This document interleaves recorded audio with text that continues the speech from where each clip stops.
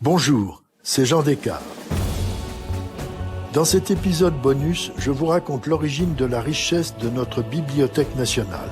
Saviez-vous qu'un exemplaire de tout livre et imprimé, publié ou diffusé en France, doit être remis à la Bibliothèque nationale avant sa parution et que cette obligation remonte au XVIe siècle ?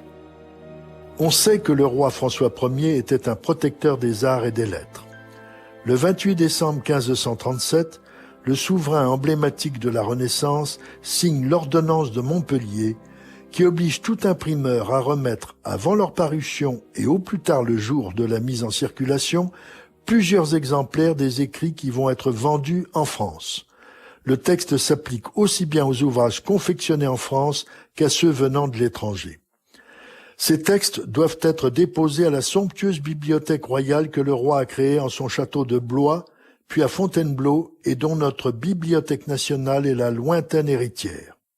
Jamais une collection, par ses magnifiques trésors, n'avait atteint en France une telle ampleur ni une telle qualité.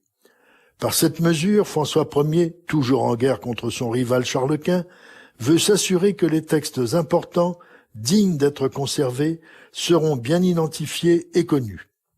Mais, bien sûr, pour le monarque, il s'agit aussi de contrôler la diffusion d'idéologies ou de propos qui pourraient mettre en danger la monarchie française.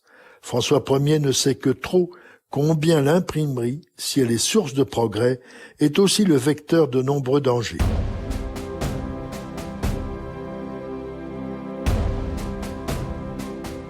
Cette ordonnance eut beaucoup de mal à être appliquée.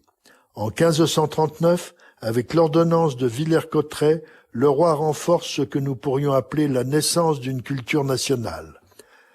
Par ce nouveau texte, il impose l'usage exclusif du français dans tous les actes administratifs, juridiques et notariés. Le latin n'est plus la langue officielle du Royaume de France. L'emploi obligatoire du français va servir à unifier la France. Les successeurs de François Ier étendirent le dépôt légal. En 1648, il s'applique aussi aux cartes et aux plans.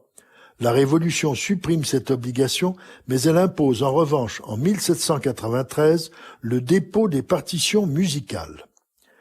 Si certains pays européens suivirent l'initiative de François Ier au XVIIe et XVIIIe siècle, le dépôt légal ne se répandra en Europe qu'au XIXe siècle, parallèlement à la protection du droit d'auteur.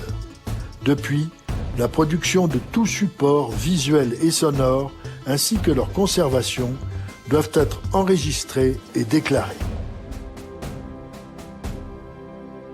Si cet épisode vous a plu, allez écouter le récit de Au cœur de l'histoire consacré à l'étonnante histoire de la bibliothèque d'Alexandrie. Il vous plaira, j'en suis certain. Et surtout, n'hésitez pas à en parler autour de vous et à me laisser vos commentaires sur le groupe Facebook de l'émission. Je vous dis à bientôt pour un nouvel épisode de Au cœur de l'histoire. Au cœur de l'histoire est une production Europe 1 Studio. Ce podcast est écrit et présenté par Jean Descartes. Il a été réalisé par Guillaume Vassaux. Pour ne rater aucun épisode, abonnez-vous sur Apple Podcasts ou vos plateformes habituelles d'écoute.